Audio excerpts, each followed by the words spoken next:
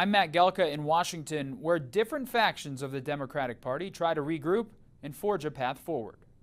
Longtime Democratic firebrand James Carville said his party is in shambles in a new op-ed.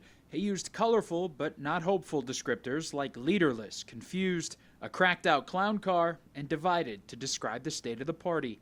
He cited New York Democratic mayoral candidate Zoran Mamdani, a Democratic socialist, and his campaign as a fracture point for Democrats. We have divisions and fissures in the party. Some of them are generational, some of them ideological, maybe some of them even regional. Carville argued that the party would be better served putting aside divisions until after the 2026 midterms and unite behind using the Big Beautiful Bill as a kitchen table issue platform to message against. Going into the 2026 off-year elections, every Democrat, no matter who you are, you're opposed to this horrible bill. Whether Democrats unite to do that is a different story. Mamdani still hasn't been endorsed by top congressional Democrats from his own city. We had a constructive and a candid and a community-centered meeting that lasted for over an hour on Friday, and we agreed at that meeting to reconvene upon his return back into the country. And there's more party infighting. Hunter Biden ripped into Democrats who abandoned his father's re-election campaign. James Carville, who hasn't run a race in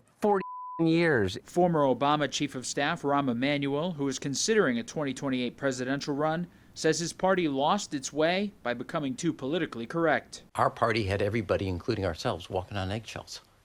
Like, it was so PC, you couldn't even, God forbid, you had a thought privately to yourself and you were scared and jumped. And literally, you had this kind of flinch all the time. And that's ridiculous. Mamdani's political brand could be spreading to other places. A Democratic socialist in Minneapolis recently got the state party's endorsement for the city's mayoral race. The incumbent Democrat is vowing to appeal.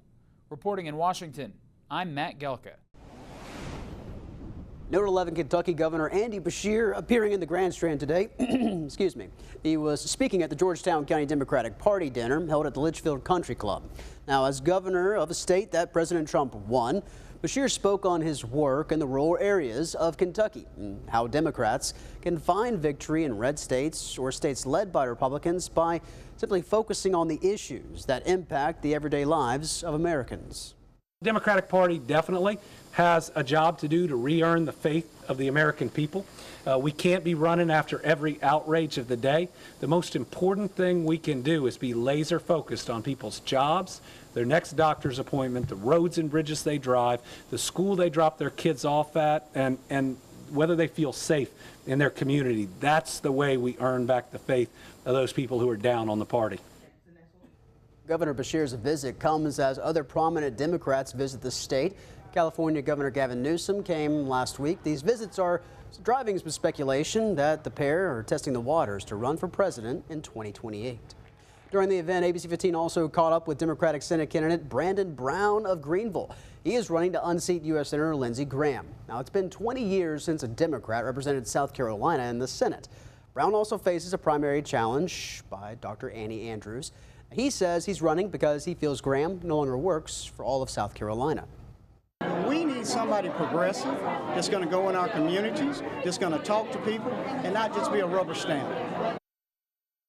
Brown went on to say that he believes South Carolina needs help. He says that not only do leaders need to engage with voters, but they also need to be willing to listen.